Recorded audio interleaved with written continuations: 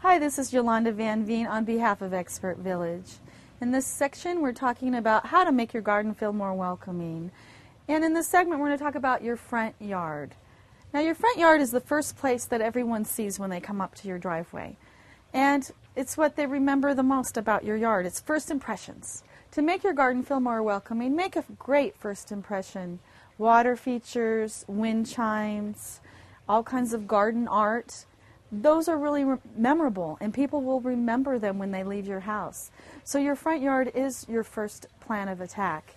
And there's so many ways you can make it more welcoming, whether it's stepping stones up to the front door, or a wind chime that just gently makes noise as they walk up, or a small water feature. Having plants close to the front door with great fragrances is a great way to welcome guests too.